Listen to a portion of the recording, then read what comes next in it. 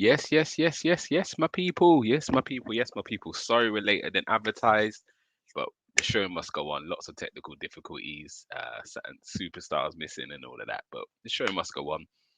It's your daily dose of the transfer special.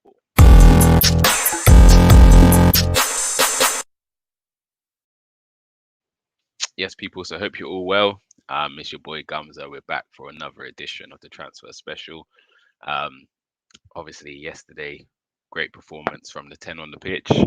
Um, Unfortunately, I didn't see the full 90 minutes. I'm going to go back and watch it hopefully in the next hour or so. I'm going to start watching it. Um, Seeing some of the highlights and what a performance from the boys. Yeah, they were stitched up by our resident, but we're not going to touch on him too much in this show. We will get into him in the next show we do, the preview for the Spurs game. But yeah, great performance from the boys to come out of Anfield with a 0-0 with 11 men would be a great result. But for 10 men for what, over an hour, like that's ridiculous. So fair play to them. Fair play for Arteta. Like if anyone believes this team doesn't support the manager, then I don't know what you're watching. They're firmly behind him. They work their socks off for him every week. So yeah, things are looking up defensively, brilliant. And from what I hear, we almost nicked it as well. So yeah, fair play to the boys. Nothing but credit. Now let's hope they can get some much earned rest ready for Sunday's game. But we're going to get into the transfer stories. Biggest story of the day, no surprise, is Arthur Melo being linked to him for the last kind of say week strongly. The delay is Juventus are looking for a replacement midfielder before they authorise the deal. But from what they're saying, Arthur is really pushing for it. So we may be able to get this over the line. Now, whether he comes in today or tomorrow, I think it's now too late for him to be registered to play against Tottenham. So that's going to provide other difficulties. Obviously, Xhaka now suspended. Um, yeah, don't know the state of ESR and Odegaard. Obviously, they missed yesterday through injury. So yeah, it'd be interesting to see what kind of team we can put out in that game. But yeah, obviously Arthur is the big link. It's going to be a loan deal, no obligation to buy, which I think Juventus wanted in, but Arsenal have said no, just a loan. And again, Arthur is pushing for the loan deal, so I feel this will go over the line. Um, and hopefully, do you know what I mean? He'll be ready to go by next week. But yeah, he will not be able to play in the North London derby, even if he signs on today. Because I think it's gone past the 12:30 deadline to register players for the weekend fixtures. Other links out there, just the usual. Kolasinac looking like he's on his way out. Pablo Mari also looking like he's on his way out. Vlahovic still rumbling on. But we'll see what happens with that one because every day that goes on, it's not to say positive news, but it seems like there's a resolution in the air. So from where it was yesterday, Fiorentina wanted straight cash. Arsenal were looking at installments similar to what we did with Pepe.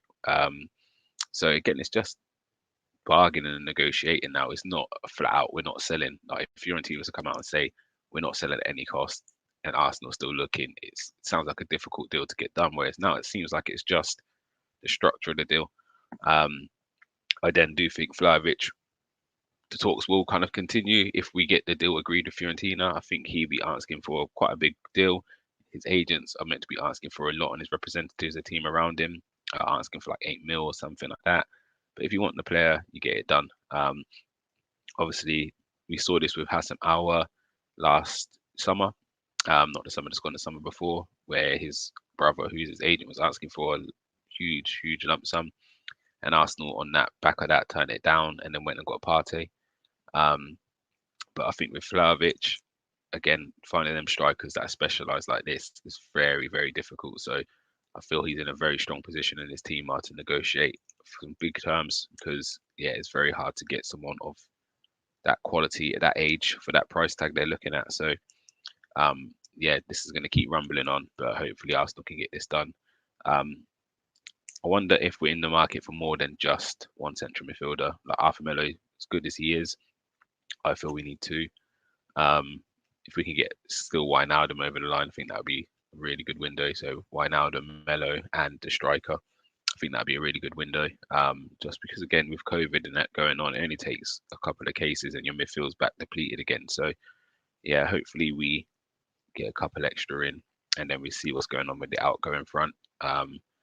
But yeah, Arsenal are in a good position.